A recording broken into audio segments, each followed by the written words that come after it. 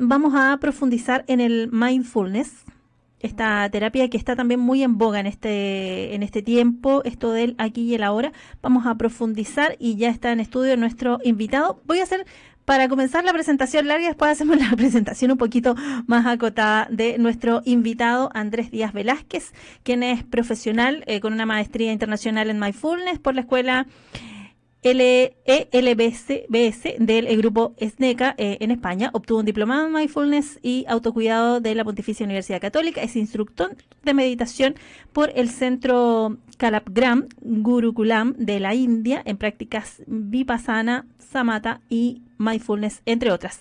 Ha desarrollado diversos programas de especialización en esta área, destacando Mindful Eating o Alimentación Consciente de la Universidad Adolfo Ibáñez, Mindfulness y Terapia Centrada en la Compasión, con el creador del método, el Dr. Paul Gilbert, de Inglaterra, junto con otras especializaciones sobre aplicaciones del Mindfulness en terapia cognitivo-conductual y el programa Mindfulness para la reducción del estrés, la depresión, la ansiedad y el manejo del dolor crónico. Además, es ingeniero, magíster en liderazgo y dirección estratégica y diplomado en gestión de la innovación y la creatividad. No se me quedó nada en el tintero. ¿Cómo estás? Andrés, te damos la más cordial bienvenida. Muchas gracias, Macarena. Gracias por esa presentación. Muchas gracias también por la invitación. Y un saludo también a todas las personas que hoy desde algún rincón de la región nos pueden escuchar. Sí, Andrés, partamos conceptualizando porque, claro, a quienes nos gusta como este mundo más de las terapias complementarias y estamos en esta búsqueda personal, que cada vez somos más personas, hemos escuchado muchas veces hablar de mindfulness, pero para el público que nos está escuchando de sus hogares, en las distintas comunas, cuando hacemos referencia al mindfulness, ¿a qué nos estamos refiriendo para conceptualizarlo de una manera cercana? Bien, tú ya diste alguna reseña de que es una práctica que se está poniendo en boga, que cada vez escuchamos un poco más respecto a mindfulness. Mindfulness es una palabra en inglés que es la traducción de sati, que es una palabra antigua en Pali, que es un idioma antiguo de la India, ¿cierto? Y que se compone de tres elementos. Uno es la atención, otro es la conciencia y otro es el recuerdo. Pero no es el recuerdo de recordar cosas pasadas, sino que el recordar lo que yo estoy haciendo en este minuto presente. Y la traducción más reconocida en español es atención plena y conciencia plena. Y para poder entender en muy pocas palabras qué es el mindfulness, es llevar nuestra atención de manera consciente sobre lo que ocurre, tal y como ocurre, sin juicios, y logrando contemplar esta realidad desnuda, con curiosidad, con gentileza y por supuesto también con aceptación. Por eso que tiene mucho que ver con nuestro propio desarrollo de la depresión, la ansiedad y el dolor crónico. Sí, pensando en que con la depresión nos quedamos en el pasado muchas veces, con la ansiedad estamos viviendo en el futuro y dejamos de estar en este día, en esta hora, en este minuto, de estar presentes también. Exacto, y eso es un síntoma muy, podríamos decirlo, muy occidental y muy moderno. Pero tenemos que recordar que esta práctica tiene 2500 años y la estamos teniendo de vuelta hoy, después de 2500 años. Y esta técnica lo que nos ayuda es poder mantenernos en el presente, es poder calmar nuestra mente y con esto se van generando una serie de beneficios a nivel de nuestro cuerpo. Creo que también es necesario comentar un poco la historia que ha tenido en nuestro occidente. Por allá por los años 60, ¿cierto? Uno de los monjes budistas, Thich Nhat Hanh, trajo la práctica o empezó a difundir la práctica en Estados Unidos, y posterior a eso hubo también otra persona importante en la historia del mindfulness en Occidente, que es Jon Kabat-Zinn.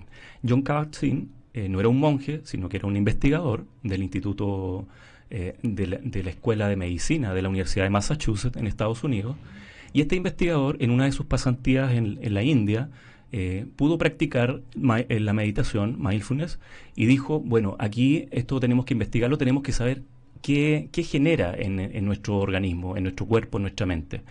Y bueno, se vino a Occidente, específicamente a la Escuela de Medicina de la Universidad de Massachusetts, y ahí comenzaron las pruebas. Y las pruebas indicaron resultados que fueron absolutamente insospechados para la época y además para las patologías por las cuales se comenzaba a tratar, porque todo era principalmente con medicamentos. Entonces, a la fecha de hoy, para hacer el cuento más corto, ya son 50 años de investigación en las principales universidades del mundo: Harvard, Massachusetts, Stanford, Yale, la Universidad de California, Davis, Oxford. Y podría decir que los últimos 15 años es donde se ha concentrado la mayor cantidad de experimentos y de evaluaciones y por tanto de resultados, con más de 16.000 publicaciones ya a la fecha. Publicaciones que avalan la práctica como una práctica recomendable para poder aliviar nuestro cuerpo, nuestra mente. Entonces podríamos decir que el mindfulness, podríamos decir que es la ciencia de la meditación. Sí, y en ese sentido es porque nuestra mente tiene demasiado poder que logra enfermarnos. Yo siempre escucho, en realidad, y trato de practicarlo, así como, no hay que escuchar a la mente porque casi, o más del 90% de lo que dice tu mente a veces te engaña. Entonces, ¿cómo hacer entender a aquellas personas que están quizás en su hogar, que no han descubierto o experimentado, por ejemplo, la meditación? Eso es una pregunta muy buena, porque en realidad ese es el error que se ha cometido siempre, el de querer hacer entender a una persona una situación cuando no está en condiciones de poder comprenderla. ¿Y a qué me refiero? Mindfulness actúa dentro de nuestro organismo en 3 sistemas que son clave. Uno, el sistema nervioso central, el sistema endocrino y el sistema inmune. Entonces, a nivel cerebral, lo que los estudios indican es que mindfulness permite reducir el cortisol y por tanto comenzar a desintoxicar lo que es la amígdala, que es la responsable de nuestra respuesta emocional. Cuando la amígdala está inflamada, ¿cierto?, tenemos mala respuesta emocional, ya nos desbordamos emocionalmente. Y así el hipocampo, la corteza prefrontal, que tiene que ver con nuestra parte más cognitiva y más ejecutiva, ¿cierto?, nuestra conciencia, nuestra aceptación, la toma de decisiones, y así. Entonces, mindfulness primero trabaja a nivel cerebral y lo que hace es mejorar el funcionamiento y la estructura del cerebro.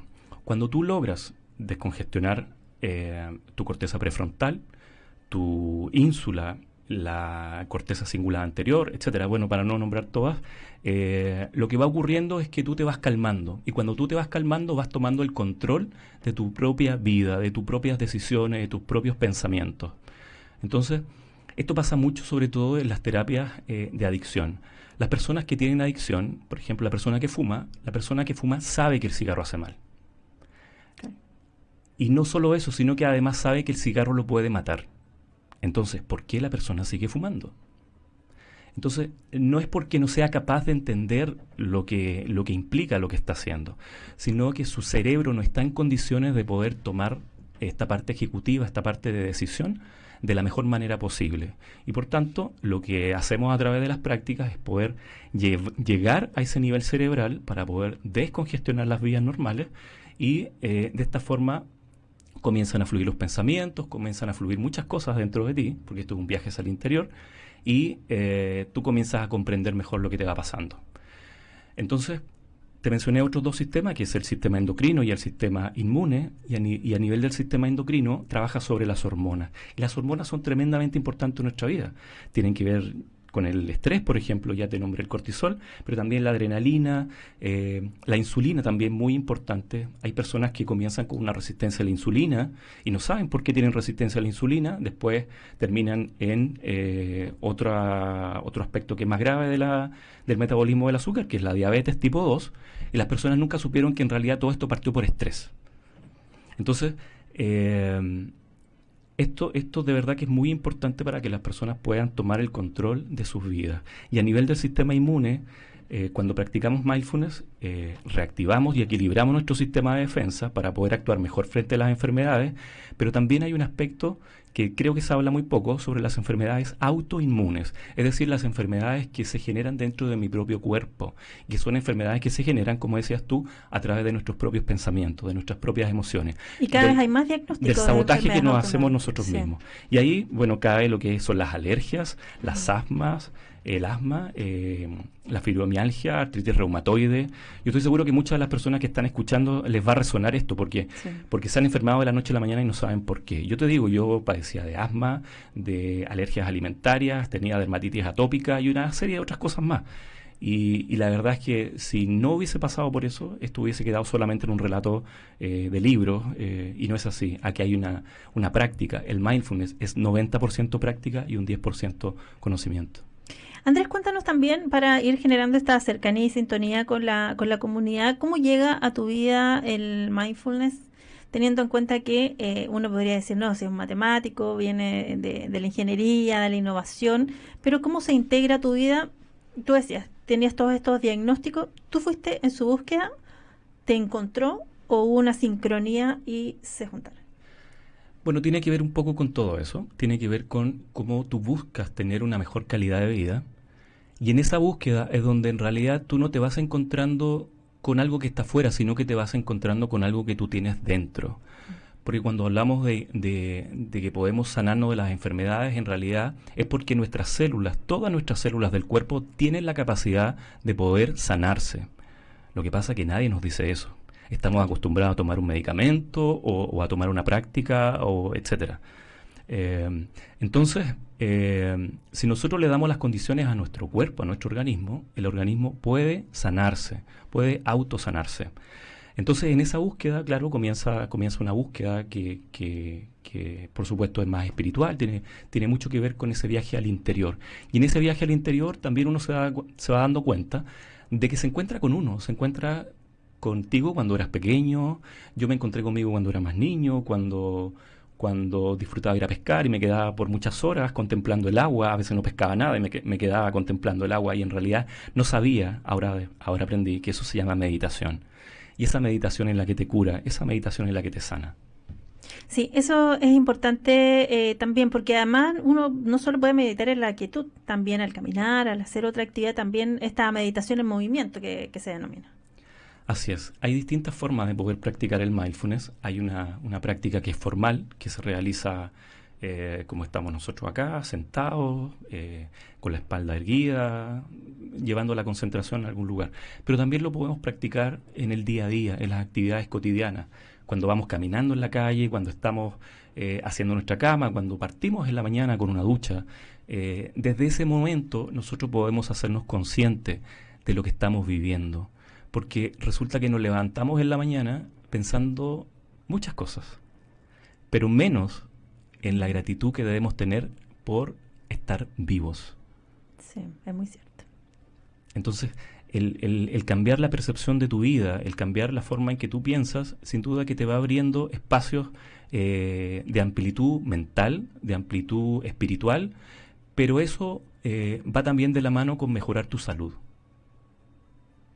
Si yo me levanto sobre la hora, ¿puedo hacer o practicar mindfulness o siempre es necesario que yo me levante con tiempo y que pueda realizar esta meditación, encontrarme el aquí y el ahora con tiempo para poder disfrutar el momento? Porque me recuerdo haber conversado con, no me acuerdo su nombre, pero era también una terapeuta respecto a estas materias, y me decía, incluso cuando te puedes estar cepillando los dientes, puedes estar conectando con el aquí y el ahora, pero a veces uno estando haciendo esas actividades que pueden resultar muy banales o muy prácticas, digamos, estás pensando en qué tienes que hacer, que si tienes que ir a dejar a tu hijo, que tienes que ir al trabajo, que tengo que hacer esto, pero no estás conectado con la actividad que estás realizando.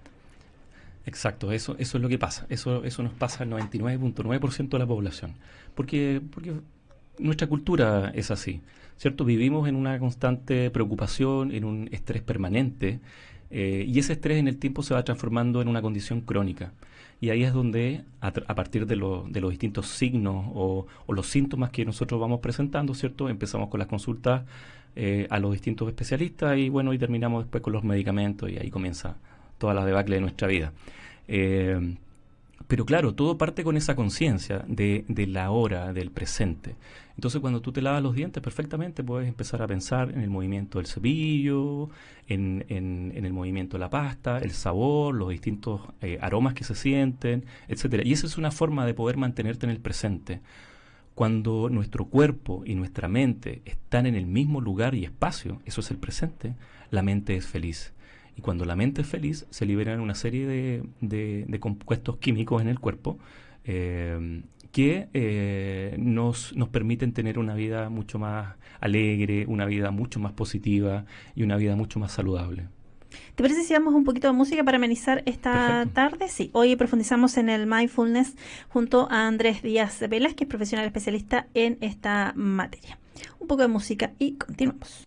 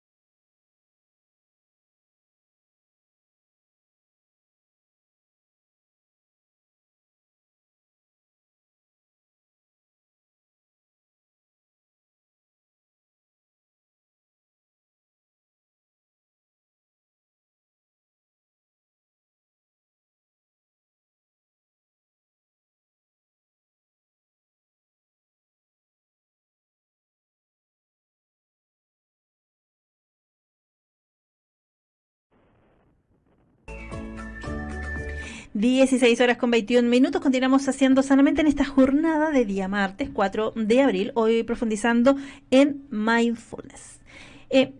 Andrés, conversamos con Andrés Díaz Velázquez, especialista también en esta materia. El mindfulness, uno, ¿cómo lo practica? ¿Lo practica todos los días? ¿Cómo parte, por ejemplo, este proceso? O cuéntanos un poquito cómo fue tu proceso, porque claro, tú pasaste de alumno a instructor también y todo un perfeccionamiento bien profundo, pero como en esta primera etapa, ¿cómo fue tu camino para que quienes estén escuchando también puedan compartir cómo se transformó en tu terapia y después en tu forma de vida? Sí, yo diría que en la medida que más he podido estudiar y practicar, me doy cuenta que más me conecto con mi esencia, con lo que todos tenemos. Porque si bien el mindfulness es una práctica, ¿cierto? Pero en realidad mindfulness o la atención plena es una capacidad de la mente, es algo que todos tenemos. Y por tanto solo debemos preocupar de que esta capacidad pueda aflorar, pueda salir. Todos tenemos una forma de poder entrenar esta mente. Y lo que hacemos a través del mindfulness es poder entrenar, hacer ese entrenamiento. Por lo tanto, es muy recomendable que las personas que quieran avanzar en esta temática o les interesa, que lo puedan hacer con un profesional que los pueda guiar para poder sacar. En las prácticas, cuando tratamos algún problema de salud, en realidad no estamos sanando a nadie. Lo que estamos haciendo es poder entregar herramientas para que la propia persona, de acuerdo a sus propias capacidades, a su propio desarrollo interno, pueda ir regulando estos problemas de salud. Por lo tanto, hay un acompañamiento, es un proceso, pero son capacidades que están dentro de todos nosotros. Y por tanto, todas las personas podrían practicar mindfulness.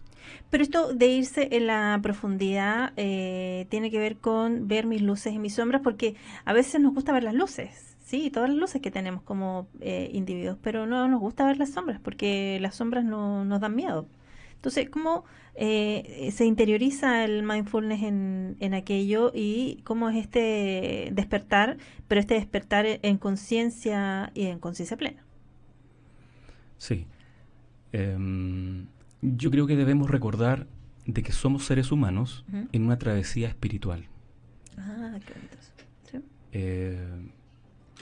Entonces, como seres humanos, estamos en esta condición, ¿cierto? En esta travesía que es humana, pero nuestra esencia es espiritual. ¿Y qué es la espiritualidad? La espiritualidad no necesariamente es la religión, la religión se nutre de la espiritualidad, pero la espiritualidad tiene que ver con tu ser más profundo, tiene que ver con tus convicciones de vida, tiene que ver con tus pensamientos, tus emociones más profundas, con eso que llena tu vida, con lo que te permite proyectarte en tu vida, con lo que te permite relacionarte con los demás, con lo que te permite cultivar tu profesión, tu actividad, tu familia. Todo eso es espiritualidad. Entonces, cuando hablamos de espiritualidad, a veces las personas creen que esto es místico, que esto es religioso, no sé qué. Y la verdad es que están muy alejados, no desde la parte espiritual, sino que están muy alejados desde ellos mismos, desde su propio interior. Por lo tanto, recordemos siempre eso, de que no somos seres humanos en una travesía espiritual, sino que somos seres espirituales en una travesía humana. Sí, eso es muy cierto. Pero cuando vas haciendo de esta práctica, ¿cómo es el avance y la evolución? Porque a veces cuando uno intenta, claro, quienes ya podemos ir meditando, es más sencillo. Pero cuando las personas comienzan a meditar, ¿cómo aquietar la voz de la mente, que es como una polillita que uno le está hablando? Entonces cuesta como salirse un poquito de aquello. ¿Cuál es la recomendación ahí del especialista cuando comenzamos recién este camino? Claro, eso tiene mucho que ver con lo que es mindfulness, que es tener esta atención de lo que está ocurriendo, en el momento presente, que puede ser un pensamiento, un sentimiento. Tú lo calificaste como bueno o malo. La verdad es que los pensamientos solo son. Nosotros los calificamos. Entonces, en el mindfulness, cuando hacemos las terapias, claro, fluyen una serie de cosas desde nuestro interior, desde nuestro pasado, nuestras preocupaciones futuras, pero lo que debemos hacer es no juzgar, no calificamos, solo observamos, somos contempladores de lo que está ocurriendo y por tanto entramos en un proceso de aceptación de lo que está ocurriendo. En otras palabras, dejamos de luchar contra nosotros mismos. Entonces, una cosa es que nos damos cuenta de lo que está ocurriendo, porque muchas veces en el día a día, en la vorágine en la cual vivimos, no nos damos cuenta en realidad cuáles son nuestros propios pensamientos o emociones, que sí están controlando lo que hacemos. Entonces, en este proceso de introspección, lo que hacemos es poder observar esos conocimientos, esos pensamientos y emociones, y desde ahí poder tener este proceso de aceptación. Y eso permite cambiar la vida. Y a eso se le llama el cambio de conciencia. Perfecto. ¿Te parece? Vamos a ir a la pausa comercial. Hoy profundizamos en el mindfulness junto a Andrés Díaz Velázquez, profesional especialista en mindfulness, con una maestría internacional en mindfulness, instructor de meditación por el centro Kalapgram Gurukulam de la India, entre otros. Nos vamos a la pausa y ya volvemos.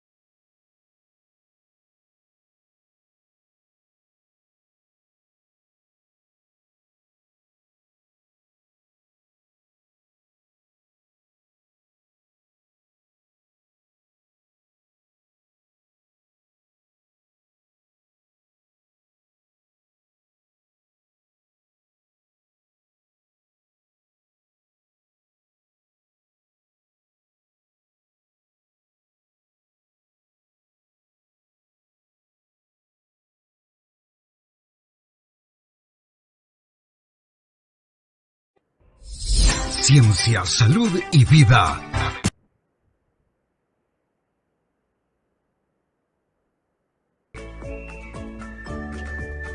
16:36. Continuamos haciendo sanamente en esta jornada de día martes 4 de abril. Hoy profundizando en mindfulness junto a Andrés Díaz Velázquez, profesional especialista en mindfulness. Bueno, Andrés, cuéntanos un poquito cómo es el proceso de acompañamiento, de atención, no sé cómo denominarlo, cuando uno quiere la terapia propiamente tal. Sí, yo asisto a terapia contigo. ¿Cómo funciona? De ahí hay una evaluación. ¿Cómo se va haciendo todo este proceso para quien está escuchando pueda generar sintonía y diga, haga clic y diga, es lo que yo necesito? Exacto. Bueno, las terapias funcionan regularmente una vez a la semana, un día por semana, y luego se dejan algunas actividades para la vida cotidiana. En la primera aproximación, bueno, es una conversación donde nos conocemos, donde tratamos de comprender cuál es la inquietud que tienen las personas con respecto a su salud. Y en base a eso, bueno, se define una estrategia para poder avanzar y poder diseñar un camino para que pueda encontrar su propio camino de salud. Cada persona tiene su propio camino de salud. Aquí no hay una receta, aquí no hay un estándar, digamos, sino que tiene mucho que ver con esa conexión que se logra con cada una de las personas. Bueno, y así se va avanzando. Se parte con prácticas que son más pequeñas, digamos, de pocos minutos. Todo depende un poco de la persona, de cómo va desarrollando y cómo va desarrollando esa capacidad también de atención. En las prácticas son, como ya también les dije al principio, un 90% es práctica y un 10% es teoría. Tocamos algunos tópicos que tienen que ver con, por ejemplo, con psicología budista, con fundamentos que están en el budismo, que tienen que ver con el origen del sufrimiento y con también cómo dejar de sufrir.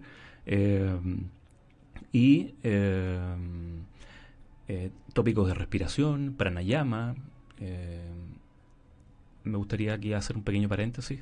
Hace unos 5 años que se viene investigando el pranayama, que es una técnica de respiración muy antigua de la India, y hoy en día ya hay estudios que acreditan de que el uso de pranayama tiene los mismos efectos que las benzodiazepinas, al igual que el uso, por ejemplo, de linalol que tiene la lavanda. Entonces podemos trabajar de forma natural con cada uno de estos problemas. Hay una exploración que es de la conciencia somática, saber dónde el cuerpo está manifestando estos pensamientos, estas emociones, porque como dicen, el cuerpo grita lo que la mente calla.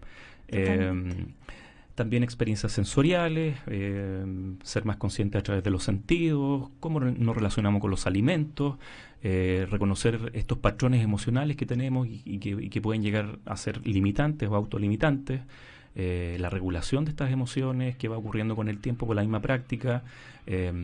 La relación con el entorno también es muy importante, porque a la medida que nosotros vamos sanando este interior, nos vamos relacionando mejor con ese exterior. Y por cierto también tocamos tópicos que tienen que ver con el autocuidado, cómo somos capaces de cuidarnos mejor.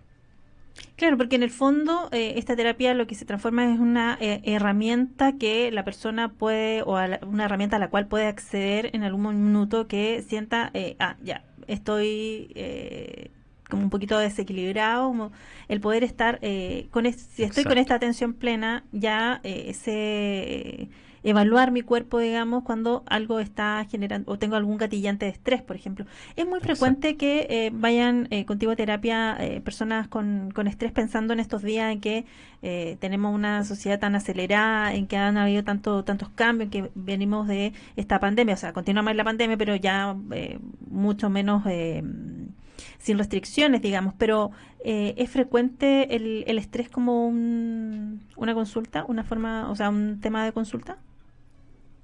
Sin duda, y sin miedo a equivocarme, te diría que el 100% de todas las atenciones tienen que ver con el estrés. ¿En serio? Sí, me gustaría recordar algunos datos de una encuesta que se hizo a fines del año 2022, es decir, hace muy poco, algunos meses atrás, la encuesta Ipsos, que indicó que más del 60% de los chilenos cree que la salud mental es el principal problema de salud. Y esto deja atrás al cáncer y al COVID. Imagínate lo que te estoy diciendo. O sea, más del 60% de los chilenos, salud mental. Y otro tema que me parece muy importante es que cerca del 50% de los chilenos, el 50%, la mitad de los chilenos, dice que no es feliz. Y eso, sin duda, que son síntomas demasiado importantes como para no tomarlos y darle la importancia que tiene a nivel de lo que es la salud pública.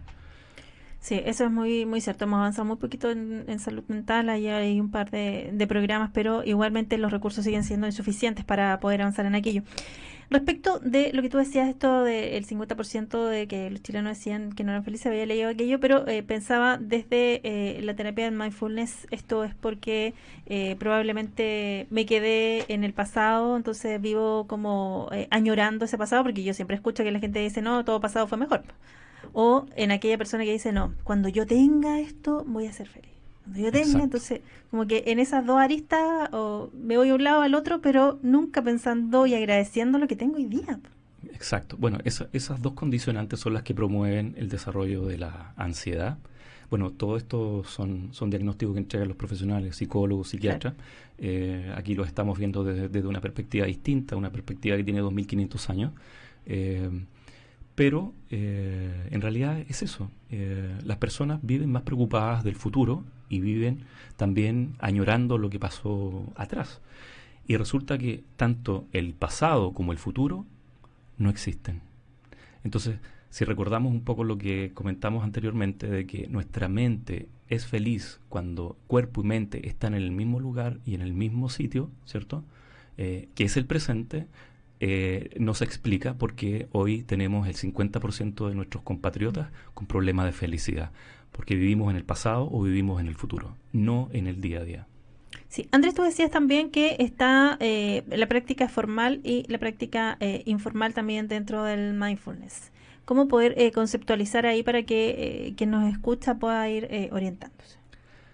Bueno, una práctica formal es una práctica que se desarrolla en lo posible en un lugar que esté tranquilo, donde no hayan grandes, distractores. Nos sentamos en el suelo, nos podemos sentar en el suelo, nos podemos sentar en un cojín o también en una silla. Adoptamos una posición erguida, que puede ser con los ojos abiertos o cerrados, dependiendo del dominio de la práctica. Y en este instante comenzamos con esta relajación. Dejamos que nuestros sentidos dejen de interpretar la realidad que está ocurriendo y se concentren en lo que está ocurriendo en ti, en este minuto, en este momento. Y llevando la atención de manera dirigida, como lo hace un especialista de acuerdo a cómo se esté desarrollando la práctica. Yo no sé, sería interesante si pudiéramos realizar una mini práctica. Sí. Sería Sí, pensando en las personas que nos están escuchando en sus hogares o que estén sentadas en algún lugar. Ya, comencemos. Ok, entonces nos sentamos en una silla con la espalda erguida. ¿Por qué es importante que estemos, disculpa, antes de decir, ¿por qué es importante que estemos con erguida? Porque hay un flujo ahí de energía moviéndose. Hay un flujo de energía, hay algo que se llama el líquido cefalorraquídeo, que es el que nutre nuestro cerebro. Entonces, al estar nuestra espalda recta, hay un continuo eléctrico por nuestra espina, por nuestra médula, ¿cierto? Y eso irriga a todos nuestros centros nerviosos y por tanto podemos tener una comunicación cuerpo-cerebro de forma mucho más eficiente. Ah, perfecto. Entonces, ¿qué tal si te relajas, te sientas, invita a tu cuerpo con gentileza a relajarse? Mueve un poco tus hombros, tu cabeza, endereza la espalda, recuerda, quédate en esa posición erguida y piensa como si un hilito desde tu cabeza te estirara hacia arriba para que tu espalda esté lo más recto posible. Inclina un poquito el mentón hacia abajo. Ahora, si quieres, puedes cerrar los ojos. Da 3 respiraciones profundas. Inhala profundo. Exhala lento y largo. Inhala profundo. Exhala lentamente. Inhala profundo. Exhala lentamente. Con los ojos cerrados, relaja tus labios, tu cara, tu mandíbula. Apoya la lengua detrás de los dientes, hacia arriba de la boca. Relájate. Ahora siente como el peso de tu cuerpo comienza a caer sobre la silla. Entrégale el peso de tu cuerpo a la silla. Relájate. Siente como el peso también comienza a llegar a tus pies. Deja que tus pies le entreguen el peso al suelo. Ahora estás conectado con el suelo. Relájate. Estás seguro, estás tranquilo. Relájate. Comienza a observar cuáles son tus sensaciones, tus pensamientos, tus reflexiones. Solo observa. No las califiques. No las anules. Solo obsérvalas. Como si estuvieras mirando un paisaje. No te cuestiones nada, solo observa y relájate. Si escuchas algún ruido o alguna distracción, solo obsérvala mentalmente, no califiques.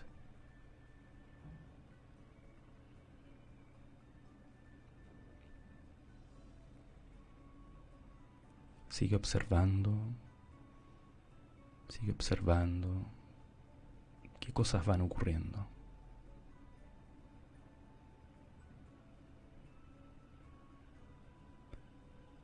Si te distraes, trae tu atención a la respiración.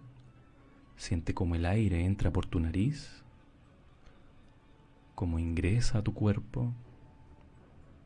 Siente la temperatura del aire, siente el peso del aire, la humedad. Solo siente, sin calificar.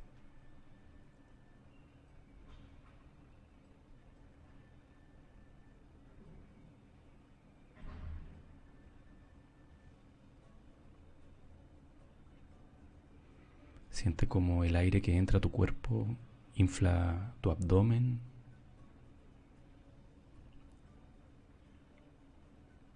Como infla tu pecho.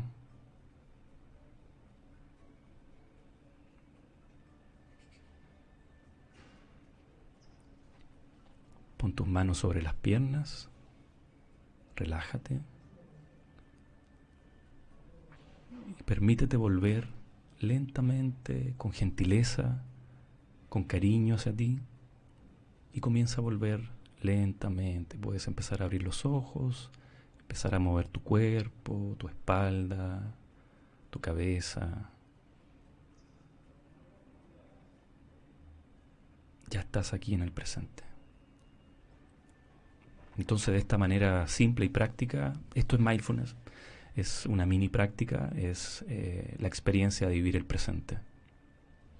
¿Qué te dicen las personas que consultan contigo, quienes están llevando la terapia? ¿Cómo ha sido su proceso también? Bueno, la verdad es que creo que es lo más lindo de esto, que es el tener la posibilidad de poder ayudar a otras personas, de poder conectarse empáticamente y también explorar la compasión con uno, cuando uno practica con uno, pero también cuando ayuda a los demás. Y ese proceso es muy humano, es muy enriquecedor, y yo creo que es una de las cosas más maravillosas. Sobre todo cuando las personas se pueden ir liberando de estos pensamientos, tanto del pasado como del futuro, que atormentan sus vidas, o de alguna enfermedad que también va quedando en el tiempo, va quedando en el espacio, va saliendo de sus vidas. Para poder entender lo que hacemos con mindfulness, los invito a que piensen en un vaso de agua que está pura y cristalina, que es como nuestra vida, y en la medida que nosotros avanzamos en nuestra vida, le vamos echando poquitos de tierra, poquitos de tierra, poquitos de tierra, y que son traumas, recuerdos traumáticos, aspiraciones futuras, creencias, etcétera. Y esa agua que era tan pura y cristalina, en algún minuto de la vida es tan oscura que ya ni siquiera podemos ver que es agua. Entonces tenemos dos alternativas. Una, que es por la vía alopática, que es tratar de ir sacando cada una de las cosas que ensucia el agua, ¿cierto? Y podemos pasar toda la vida tratando de volver a tener esta salud, este bienestar. Uh-huh. Y lo que ocurre con las personas que a veces consultan es que ya han pasado por muchas terapias, han pasado por muchos procesos, y son cosas que también las han marcado mucho, ¿eh? Porque son años de terapia y son años de medicamentos. Entonces, lo que hacemos a través de Mindfulness es no sacar ninguna piedra, es comprender que están ahí, que el agua está turbia, pero lo que hacemos al respirar, al concentrarnos en este presente, al traer nuestra vida y al calmar la mente, regular nuestros procesos mentales y estructurales del cerebro, es que comenzamos a echarle más agua a esta agua que está turbia. Y de esa forma, echándole agua nuevamente a ese vaso, podemos tener el agua cristalina nuevamente. Y eso es lo que ocurre en el proceso de terapia Mindfulness. Y en ese proceso, esta conexión de mente-cuerpo hace que nosotros también escuchemos nuestra propia sabiduría, porque mucho de lo que tiene nuestra mente en particular tiene que ver con patrones aprendidos, con situaciones que vivimos, lo que no necesariamente es real. Mucho tiene de ficticio, de algo que yo creí que podría pasar a partir de algo que me hizo recordar, digamos. Entonces, en ese sentido, se da esta conexión, y yo creo en mí como un ser sabio, que no tengo que consultar a otros, sino que tengo que consultarme a mí en esta conexión de mi mente, mi cuerpo y mi alma. Eso es perfecto, como lo has dicho. Eso es así. Las personas tienen su capacidad de autosanación. Las personas pueden ayudarse. Lo que uno hace como terapeuta es poder hacer un acompañamiento, una guía. Funcionamos casi como un coach. Pero el proceso lo lidera cada una de las personas. Por eso es que es tan enriquecedor para cada una de las personas. Independiente de las situaciones que te hayan ocurrido, si fueron ayer, hace 10 años o 20 años, etcétera. La verdad es que da lo mismo. ¿Y sabes por qué da lo mismo? Porque esas situaciones ya no existen. Entonces, ¿por qué Mindfulness ha sido tan exitoso y por qué de alguna forma le ha ganado los medicamentos? Es porque ha ido al fondo del problema. Ha ido al fondo del problema. Y el fondo tiene que ver que nosotros hemos alterado el funcionamiento de nuestro cuerpo y de nuestra mente, de nuestro cerebro, y eso genera síntomas. Entonces no podemos seguir atacando los síntomas. Y dije atacando, eso también es algo que se hace normalmente, es luchar contra las enfermedades, luchar contra las condiciones. Y eso es algo también que no sería tan recomendable. En la medida que nosotros más luchamos con algún problema de salud, el cuerpo defiende también esa posición y lo que tenemos es algo cada vez peor. Y eso lo demuestra el sistema inmune. Cuando nosotros nos preocupamos en exceso, ¿cierto? Comienza un proceso inflamatorio, se activan algunas células, algunas citoquinas en el cuerpo, y esas células lo que hacen es empezar a consumirnos a nosotros mismos por dentro. Y ahí comienzan las artritis reumatoides y empiezan otras patologías. Y eso se debe a nuestros propios pensamientos, a nuestras propias emociones. Y por tanto, la capacidad para poder sanar está dentro de nosotros mismos. Esa es la confianza que deben tener las personas que escuchan, de que esa capacidad está en ellos mismos. Y un terapeuta Mindfulness lo que hace es ayudar a encontrar nuevamente ese camino. Andrés, ¿cómo se ponen en contacto contigo quienes han estado escuchando a través de redes sociales? ¿Dónde está tu consulta? Bueno, nos pueden seguir en nuestras redes sociales, en nuestro Instagram, @senderum, senderum con Z, senderum, y en nuestra página web www.senderum.cl. Ahí nos pueden escribir, y a las personas que nos escriban en Instagram nos pueden contar un poco su experiencia, y de las personas que nos escriban vamos a entregar 2 terapias gratuitas por 3 sesiones para las personas que así lo necesiten. Perfecto. @senderum, Senderum. con Z. ¿Por qué Senderum? Senderum es el camino de la meditación. Zen es la traducción del chino al japonés de meditación. Y sendero es el camino que escribió Buda, ¿cierto? Que son los 10 pasos para poder llegar a la iluminación. Entonces es el camino a la sabiduría, es el camino a la meditación. Perfecto. Te queremos agradecer, Andrés Díaz Velázquez, de haber profundizado con nosotros respecto de esta terapia que trae tanto beneficio y que es importante también que la comunidad conozca. Muchas gracias por haber compartido con nosotros tu conocimiento. Muchas gracias y felicitaciones a ustedes por este gran espacio. Muchas gracias. Nosotros nos escuchamos mañana a contar de las 16 horas en una nueva edición de Sanamente. Mañana vamos a estar profundizando en la ley TEA, la ley de trastorno del espectro autista, pero con familias que integran esta o que tienen alguna persona con esta condición. ¿Cómo lo ven las familias? ¿Cómo ha sido también este proceso? A propósito del día domingo que se conmemoró el Día de la Concienciación del Autismo. Así que nos escuchamos. Que estén muy bien. Chau, chau.